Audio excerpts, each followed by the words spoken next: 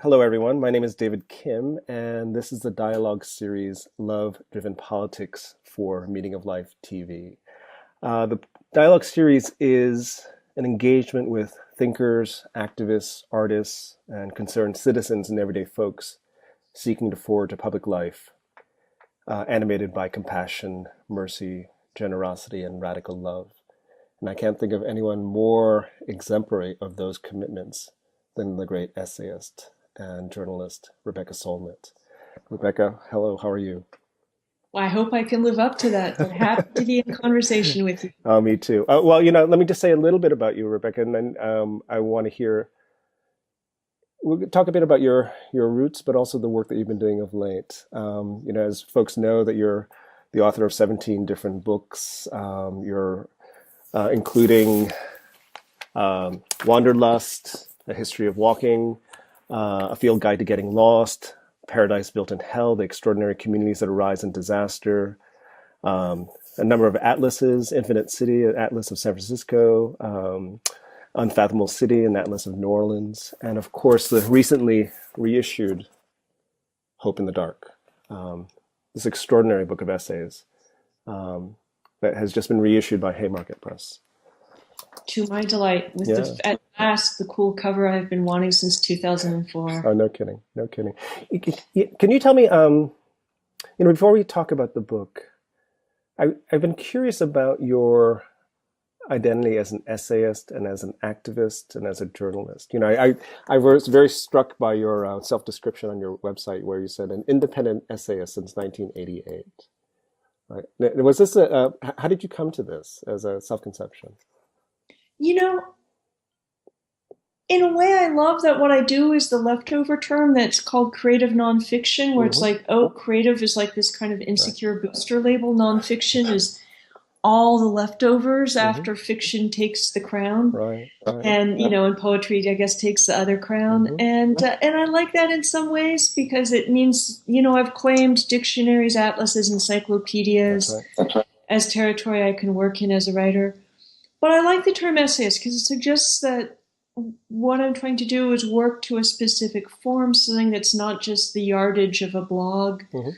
I always think of blogs as being like streams of toilet paper or string or toothpaste, just this kind of formless, thing coming forth. Whereas an essay is really a formal structure. It's Hmm. like, it's like a vase. It's like a marble statue. Hmm. It's a meal. It's got a beginning, a middle, and end, Yep. a structure.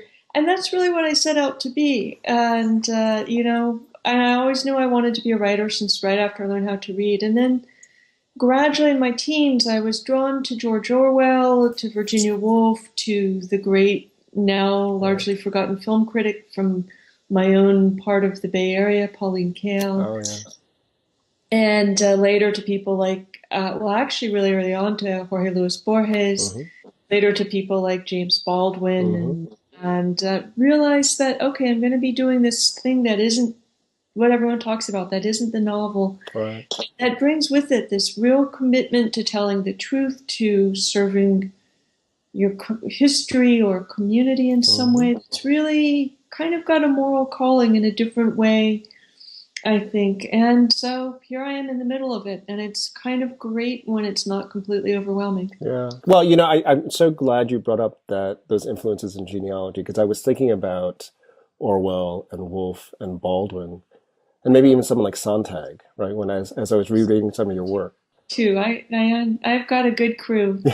You do have a good crew. And it's interesting that you talk about the essay as a finished form. When I teach students about the essay, I often refer to Montaigne. And Montaigne, when he invents the form, as it were, refers to it as attempt, right? These attempts, Exactly, right? exactly. And it's both. Fortunately, I'm no kind of aristocrat. I'm a hybrid Irish Catholic Russian Jew, Hmm. so I don't get a family crest or motto. But if I did, it would be something like "Je sais," I Hmm. tried. That's right. And you probably saw my automatic message about how busy I am that Hmm. says I'm doing the best I can. But Yeah. I think an essay does have form in a way that's really different than the kind of rantings, musings, journaling, so a word I've never taken to. blog posts, Mm-hmm. tweets, etc. There's a lot of stuff that's very kind of amorphous, and there is a sense when you with an and the I try of an essay to me feels like I'm going to go explore something. I don't know where it's going to take me, but in a way, the essay is kind of the report on the expedition, whether it's an expedition into something literal. I went to the Tibetan Buddhist part of Nepal and Mm-hmm. wrote an essay for the New Yorker about that last fall, or an essay into what happened, like the story I just did on the murder of a young Latino man in San Francisco, or an essay about an idea, which is a lot of what I do in, for example, my Harper's column. Mm-hmm. Or the Hope in the Dark is a collection of explorations of ideas about history and power and possibility. So can we talk about, you talked about the kind of moral vocation of the essay. So your version of the essay, right? Yeah. And I've been curious about what those moral sources are for you. There's clearly a strong strand of activism and an attempt to both address where the culture is, but to speak very specifically about adjustments that you're trying to render to the culture. So specifically, for example, about hope and the kind of Yeah. pervasiveness of cynicism that's in our culture. I think there's a fundamental bottom line for the nonfiction I do and the nonfiction I teach and the nonfiction I like, which is that you tell the truth and you can recognize, we all had postmodernism sprinkled on our 80s breakfast cereals. The truth is a tricky thing. It doesn't mean you know what the truth is, but it means you're candid and honorable and Hmm. principled in your operations. You try and get your facts right, you do your research, you don't get sloppy, and you recognize that you don't really own stories when they're about somebody else's life, when they're Mm, about the public record. There's lots of liberties you can take that are creative. Some liberties you can't take because they're moral, mm, and that really matter. And so that's kind of the the non-negotiable bottom line is, there's the artist Jess and his partner, the poet Robert Duncan, these two wonderful out gay men, hmm. a couple since the early 50s in San Francisco, gave a protege of theirs an award because it was Servant of Holy Beauty. Wow. And part of my first book. And somehow the idea that I'm going to give someone an award or someone's going to give me an award called Servant of Holy Truth is Right. out there. Yeah, yeah. Like this murder story I just wrote, I really felt like I'm, more than anyone else, I'm going to be the person writing the widely seen historical record of what happened. And it's really incumbent on me to get it right. And, Yeah. you know, so there's that. But then there's also like, what do our stories do? And I often feel like a lot of the cynical, jaded, fetchy, grouchy, Mm. grumpy mainstream culture, people aren't asking themselves that because you look at people and it's like, oh, did you get up this morning saying, I wonder how I can make people feel more depressed and powerless? Right. Because that's what so much of these frameworks do. It's like, Right. what is your goal? And I don't feel like a cheerleader or, Pollyanna or, who's the guy in Candide I'm thinking of? Oh, Uh, Dr. Pangloss. yeah, or Panglossian or Yeah. something. Like, I'm trying to tell the truth. But it's also like, like we already know there's a wall there. Is there a door? Is there a possibility of the door? That's the assignment. Yeah, it is. And so, one of the things that's always attracted me to your writing and your thinking is your unstinting commitment to the constructive, your unstinting commitment to possibility, as opposed to, as you say, like the destructive, the negative, the cynical, the fatal. Where does that come from in your own life? And it comes from a bunch of different things. One is, I think a lot of people who are doing that really negative stuff grew up in the mainstream. And when you grow up in the mainstream, it's funny putting your hands up on Skype. When you grow up in the mainstream, you feel like these really important stories aren't being told. And some of them are that, the police lie, corporations are corrupt, Hmm. the government is, doing these terrible things they're not telling you about and stuff. And that's true, and it's really important that those stories be told, and I'm really grateful to those truth tellers. But there's also other stories that don't get told in the mainstream. It's that there are all these beautiful alternatives, there are all these extraordinary victories we have There are people whose everyday lives are incredible victories against homophobia, against racism, against the things that try and divide and defeat us. And I feel like, in a sense, if I was in a newsroom, it could be like, okay, so-and-so's on the defeat beat, we're giving you the hope beat. I felt like the defeat stuff was really, really well covered. It didn't need me in any way. And this stuff felt really neglected. Howard Zinn does it. That's right. And there's a number of great writers who've really gone in this direction with me, and a number of fantastic activist groups.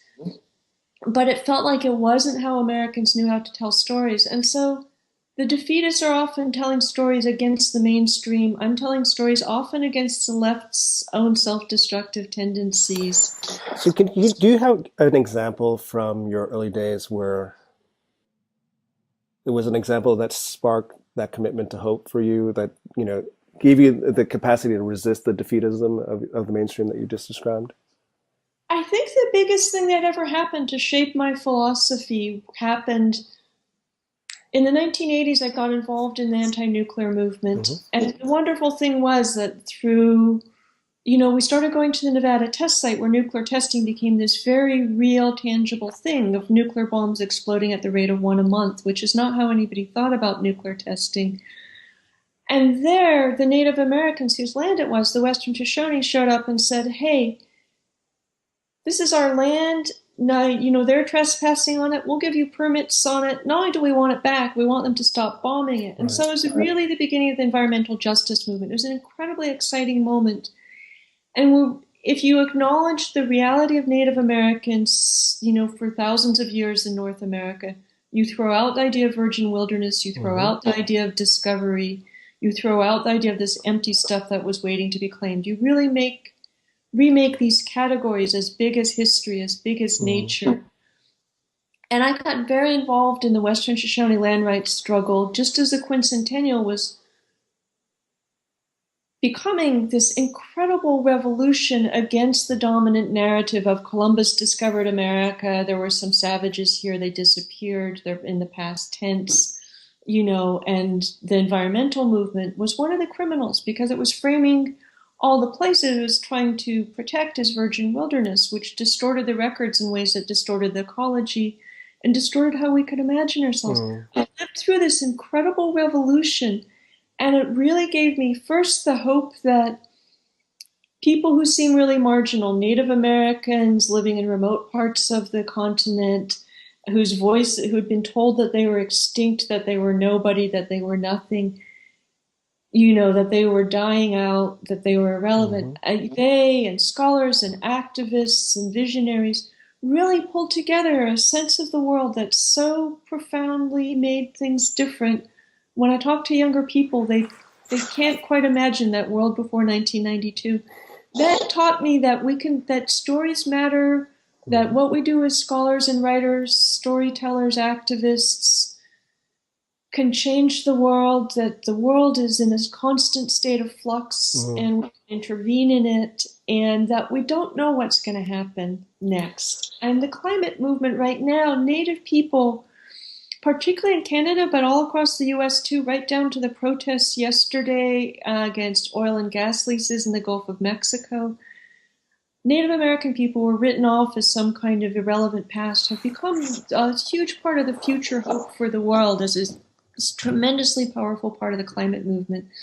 And just the longer I was an activist, the longer I was a reader of history and a witness, the more and more I saw these amazing things. And I wrote a book about the photographer Edward Muybridge, who sped up photography so we could see things that are too fast for the human eye to perceive. The motion of water spilling and pouring, the motions of horses' legs at a gallop, of a bird in flight. But what we mostly don't see now in our short attention span era is things that are too slow to see. And I have heard so many people say the women's movement didn't achieve anything. It's like, you just look at them and, and it's like, do you have any idea what the status of women was 50 years ago when there was no such concept as spousal rape, sexual harassment, workplace discrimination? Do you remember when homophobia treated being queer as either mentally ill or criminal or both. Like, do you understand how much the world has changed? You have to stay still to see change. You have to be slower than the change. Well, you have to be slower than change, and you've made a lot of the necessity to remember, right? That there's Yeah, this amnesia, or and another word for the amnesia is this kind of intensified presentism, right? That folks want to say like, well, what's happening at this moment, detached from the past, as you say, like the horrors of the not so distant yeah. past. It's funny. I suddenly think we could call it the orphan present. Hmm. It's not an orphan. It has ancestors, and Hmm. ancestors, just as you can look at the parents and see what the child will be at the plant and see what the seed will be, Hmm. you learn a lot from these past things and what the possibilities are. And what you learn is that we don't know what will happen yet. We don't know what will happen next. One of the things that takes me aback is that people love certainty. They love Yep. certainty more than they love hope. And that is so backwards. You need to come to terms with uncertainty of the fact that we don't know what will happen next. And in that uncertainty lies the possibility of hope if we seize it. You know, right now we're in another hideous election season, the way that we are every 4 years. And the mass media have basically stopped reporting on the past and started reporting on the future. They're telling us who's going to win and what people think and etc. And if you remember any goddamn election we've ever had, it's like, it was a foregone conclusion Hillary Clinton was going to win the 2008 nomination. That's right. Obama was unelectable. That's right. That's right. And then, people forget these things. You learn from the past that things change dynamically, they change dramatically, and that we don't know what's going to happen next. Nobody foresaw the collapse of the Berlin Wall and the Soviet Union. Nobody really foresaw the huge shift South Africa went through at the same period, and that when Nelson Mandela went from lifetime prisoner to president in a very fast moment. We Yeah. don't know. We don't We know. we don't know, and I was struck by your preference for the category of uncertainty over anxiety, right? And I was thinking of if you think about if you think about someone like Orwell, for example, one of your heroes, Orwell, where he was very much writing about uncertainty, but would prefer the language of anxiety. And I think in our moment, I mean, one of the things I'm reading out of Hope in the Dark is you're cajoling us to say uncertainty is a good thing, right? That uncertainty, Yeah, and we have to, what do you say? Like we have to develop this toleration for uncertainty as opposed to foreclosing possibility, foreclosing, such a good word right? in the wake of the economic collapse of Right. 2008. Don't foreclose on your future. Right. Don't foreclose That's on right. your possibilities. That's right. That's right. Yeah, it's a kind of shutdown. And one thing I keep saying, I've been saying since I started writing about hope, is that pessimism and optimism are not opposites. They are the same thing. They are certainty. And they are a certainty that says, since we know what's going to happen, we don't have to participate. And what I think part of why uncertainty scares people is that we're not afraid of being weak. We're afraid of being powerful. And Wow. uncertainty says we have the power to participate. We have the power to change the outcome. And now we better do that work. And so is it? So do you think it's folks feeling afraid to take agency in that uncertainty, to say like we're going to be authors of this future. We're going to, and also take responsibility for our past. I think it's two things. I think a lot of people don't feel powerful, and everything out there is trying to tell you that you don't have the power. What electoral campaigns are about is we're all going to get behind some magic person, and that person will do it all for us, and we'll remain powerless and silent after we push them into office. And they're kind of dismal campaigns because the power people assemble around a Bernie Sanders or an Obama is tremendous, and so much more tremendous than the candidate, and so much more magnificent potentially than the candidate. So I think people aren't told that they're powerful, and everything in the mainstream media in my lifetime in this country has belittled, trivialized, and really censored the power of activism until it's some kind of taxidermized past like Rosa Parks on that bus. Right. Or trivialized it in terms of its effectiveness, right? Yeah, no, and you see, like a corporation like an organization divests from fossil fuels, the Hmm. last thing they want to credit is the college students who are blockading That's right. them, and so the organizations often yield to our influence, usually deny that our influence is what they're yielding to. Right. And so you also have to learn to be a critical reader of the stories being told. And this is why critiquing the status quo and the dominant narrative is important, but it's not enough to critique the dominant narrative. You need to have better narratives. That's right. And I don't feel like, some people are really kind of checking out, Hmm. but I think a lot of people don't realize that they could be checking in some sense, and they haven't been handed that sense. And when they do get it, as they did in moments like Occupy Wall Yep. Street, they're like lanterns that have been suddenly lit. They are all aglow with joy, with a sense of their own power, Hmm. with a sense of connection and possibility and agency and voice. And that's something I wrote about and that's what the book of Paradise Built in Hell is Yep. about, is these moments in disasters when people find connection and agency and possibility, power and voice. And joy, right? It's very striking to me, In that right? they find joy. Yeah, yeah. And that's what's amazing. We are constantly told that all our pleasures and satisfactions are private. I Hmm. always say, before you can privatize an economy, you have to privatize the psyches in it. You have to convince people that we're not deeply connected to each other, that we're not public citizens, that that our happiness does not depend on a thriving public sphere, on Hmm. being a member of a democracy and a civil society, Right. on having meaningful work and agency in the world. We're told that we basically want sex and cuddly family life and lots of nice things. And those are all lovely things. I'm for all of them, but it feels like it's like, I always think of it as being under house arrest. Hmm. I want people to have that beautiful home of private interior life. What we don't talk about that also, which is spiritual life to return to. Absolutely. But I want them to be able to get out of the house Right. into that outside world and connect to these bigger things. And I think a lot of unhappiness comes from not having those connections, and we don't talk about that. We don't have much psychology and therapy that's like, oh, you're depressed because you're not a member of a healthy civil society. You're Right. depressed because you don't have a voice in your future.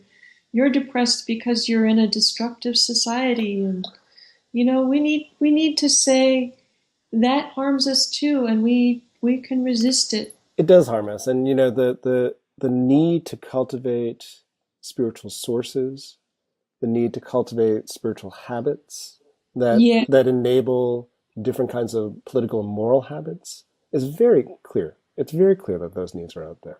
Or what you call spaciousness, right? This idea that, one yes. can be out in the world in a radically different way because you're attuned to the world in a way that defies the stories that we've inherited, right? And these dominant narratives that we talked about. I've been spending some time with Jarvis J. Masters, who's a really remarkable prisoner on death row in Hmm. San Quentin, an innocent man who's been there since 1990, in prison since he was 19. Like me, he's 54. And what doesn't make his life okay, but makes it miraculous, is the spaciousness he's created from inside a 6 foot by 10 foot cell, Wow. and that he's deeply connected to a Tibetan Buddhist community, to these deep friendships with people in the outside world, to ideas and principles and a sense of self. In a sense, prison gives you a narrative that you're no one and you're trapped in this tiny space. Hmm. And he's made himself into someone and connected, through, I think, open heartedness and Hmm. going really deep, and in ways that I think are very self critical too. But it's really, and it's really kind of profound witnessing his power in the face of this oppression. And I'm wondering. I'm sorry. Go ahead. go ahead. No, let's go. Yeah, Go no, on. no. Because I just wanted to pick up on that Buddhist note because I've heard or I've read sprinklings of that in your writing, and it has made me think a bit about the ways in which Buddhists ask us to rethink our relationship to suffering. Ask us Yeah. to, and that our relationship to suffering, um, primordially conditions our capacity for compassion. Yeah. And Buddhism has been one of the more, well, recent, as in the last 16 years or so, Mhm. influences on me. And it's just such a fantastic alternative system. I think the Western system we're mostly handed says suffering is a failure that you need to run away from and Mhm. hide and be ashamed of, or you need to try and fix it, and and the Bodhisattva vow is just so damn great. Beings are numberless. I vow to save them. It's Mhm. ridiculous. How can you save all beings from all suffering? Like, you know, and what's And yet, liberating. if you don't try, who are we, right? Exactly. But what also is great about it is it says the task is endless, so set a good pace and don't worry about the fact that that you're not done. I have a friend who's watching the refugees coming into Greece, and it's just horrific what she's seeing. And it is interesting where it's like you commit to doing something about it. Yeah. You acknowledge that this is not the way we frame problems often in the left political sphere, where it's like, we'll fix this and then we'll go home. Right. It's like this supply of suffering is infinite. And it's also this thing where it's like you come to terms with it in some way and you don't run away from it and you don't fear it, which doesn't mean it's okay to be on death row. It's not okay to be a Syrian refugee, but it means with your own suffering, it's some of the work that you have to do, and it's one of the things it's going to teach you. And and so, like, what are you going to do about it? There's some really interesting options. There are, and you make a lot in Hope in the Dark about the need to not to resist the frustration that small victories are not enough, right? To kind of revel in even small achievements, in the everyday achievements. Yeah. I think that there's a great fear on the part of the left, which is densely populated with Puritans and perfectionists, that somehow celebrating victory means thinking we've reached the finish line and then we're all going to go home and loll around on our couches. And I have the opposite theory, which is we're not going to get off our couches if we think that we're never going to have any victories. A lot of people think we have no power, we've never had any power, we can't make a difference, and therefore you don't have to get off the couch. Right. And victories are reminders. Something like the same-sex marriage victory of the Supreme Court was it 2014? Or was it 2000? No, it was just 2015. 15. It's a pretty amazing thing where it doesn't mean, as we see with the new legislation in North Carolina yesterday, it doesn't mean that homophobia is defeated for all time and we can forget about it. Just like the civil rights movement doesn't mean that racism, got sent away. But they are landmarks, and things are really different. And so I want people to come to terms with contingent, imperfect victories, because that's all. This is Earth. Everything's contingent. Everything's imperfect. Imperfect is your friend. Impure is your friend. Mm-hmm. I had a wonderful Salvadoran American electronic musician friend of mine, David Molino, has a band called the Impuritans, and I just love that term. Let us all become Impuritans, because Puritanism is such a curse. That you have to be pure, and that you can't work with this group, or you can't electoral politics or something, because you have to be pure. And it's like, great, you can be so damn pure that you can't do anything, see anything, say anything, touch anything. And what are you going to do from there?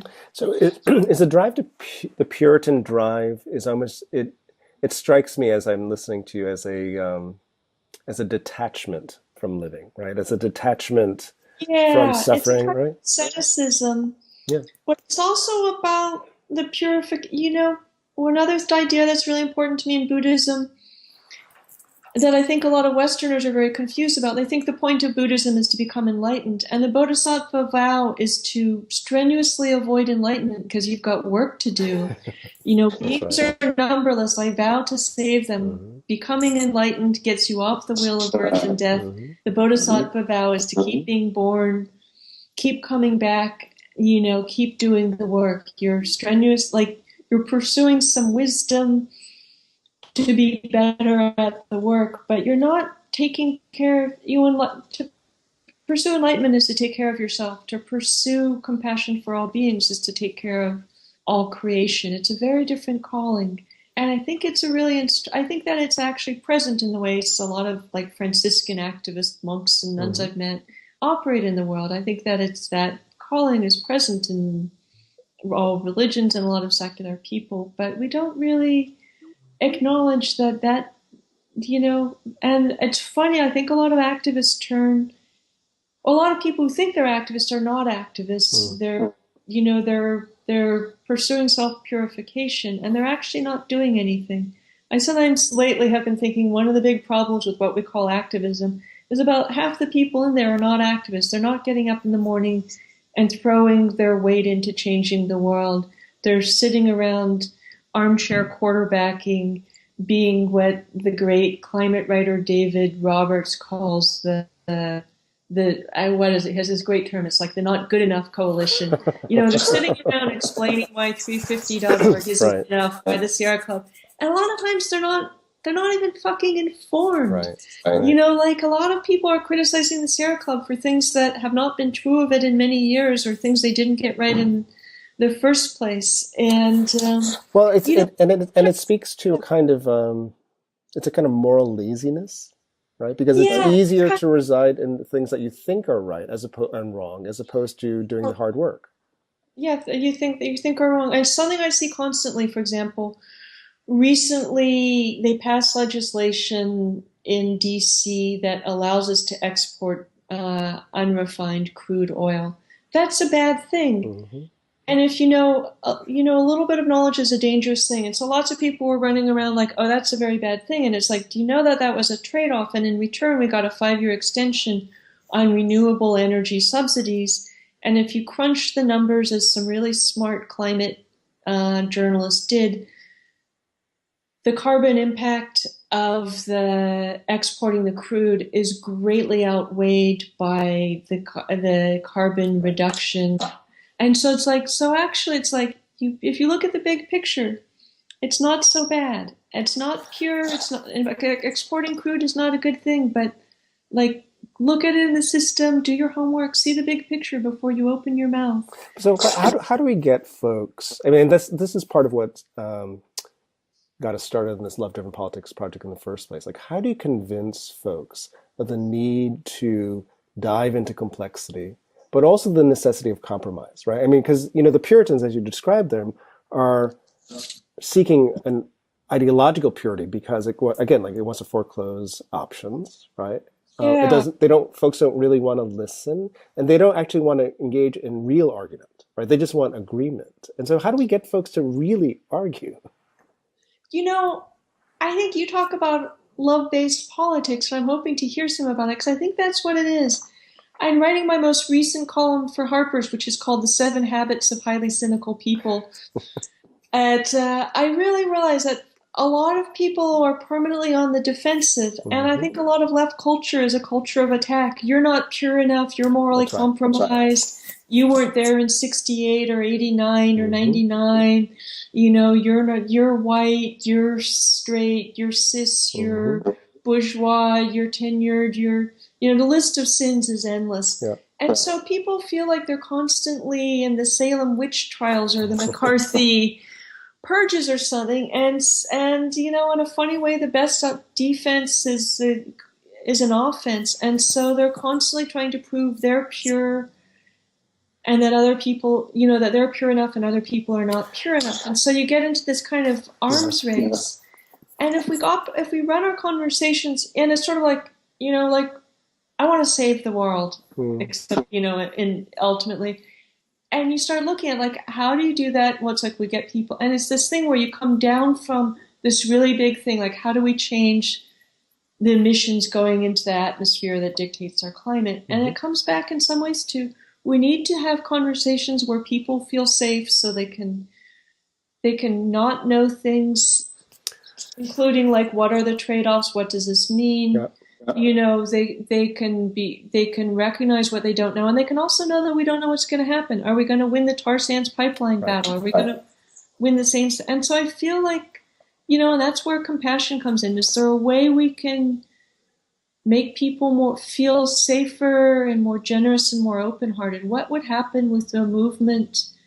And I think some of that happened in Occupy, not perfectly, and it was full of crazy, wound up, over-caffeinated young New Yorkers and over-educated, over-caffeinated, wound up New Yorkers who were very good at parsing differences and being critical. But there was a lot of deep generosity, and even the idea of the 99% was like, almost all of us have this great thing in common. We're not going to say working class and middle class, which is a false division, because mostly what we call middle class people are people who are still working for a living and still living in precariousness, and in this day when adjuncts make so much less than plumbers, so it's like, how can we not be so divisive? How can we trust each other? How can we stop scaring each other? How can we stop having a politics of competition and scarcity, even in how we talk about the everyday things? And and I think that you have to build, like, these are the tiny bricks you build the palace out of. Well, I think that's right. I mean, for the kind of love-driven politics that a group of us have been working on, have been very much focused on things like compassion, about mercy, about forgiveness. So one of the striking things about Occupy was that there were at least a suspension of guilt and blame, right? So these kinds of joyfulness, right? That way, yeah. And I'll tell you a story. I went out to Zuccotti Park with a friend who's about a decade older than me, and considered himself a kind of '60s radical. And he walked around Zuccotti Park, and he was scowling. He's saying, like, "Who are all these people? They're not organized like we were," and so on and so forth. And I had this huge giddy grin on my face, and I was ecstatic. I thought, like, wow, look at all these people here. I mean, there's this library, and one of the things that was most impressive to me was the patience people had. You don't know something. Let me. Here's a book. Let me talk to you about it. Let me teach you something about that. And that was extremely inspiring. Part of what was so beautiful to me about Occupy is that we literally phone it in. We're busy. We're distracted. We're constantly mediated by our technologies. And it was, I think, in a funny way, a new generation suddenly discovered the joy, beauty, intimacy, power, and spirit of simply sitting and being present. And the fact that nobody planned it to be a 2-month occupation and a global movement, that the power of just sitting together and having deep conversation about what it all meant and what our dreams are was so tremendous that people who came to sit for a day stayed overnight and then stayed for 2 months. Yeah. And it spread. There was Occupy Auckland in New Zealand. I met some people who were part of Occupy Kyoto. It was a beautiful, beautiful thing. And part of the dumb arithmetic people do is like, well, it didn't destroy capitalism. And that's a big part of my hopeful work, is saying we need more subtle calculation. And that piece I just mentioned, the 7 Habits of Highly Cynical People, I talk about people have a sense of history like it was bowling.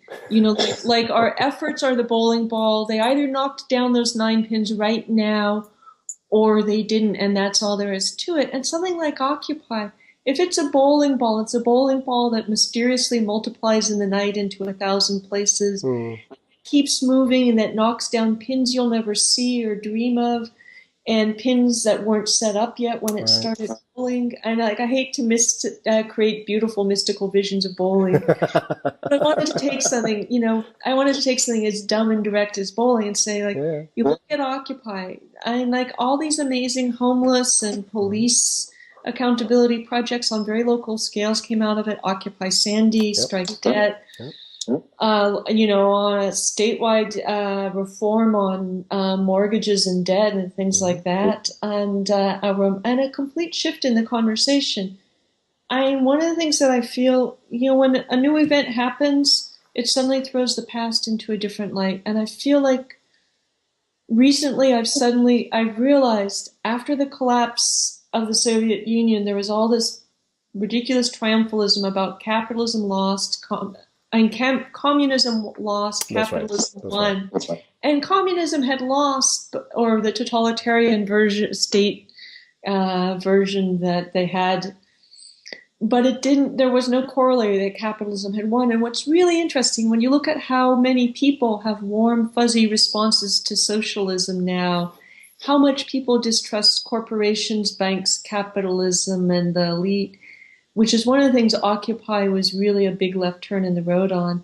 You're like, oh, capitalism, like we have divorced ourselves from capitalism in a big way. We don't yet have a beautiful alternative vision, but like backing off from the legitimacy of slavery or the subjugation of women, Yeah. this is a huge change. It is a huge change. One of the touchstones for me from the Occupy moment and movement was the piece you did for Tom Dispatch.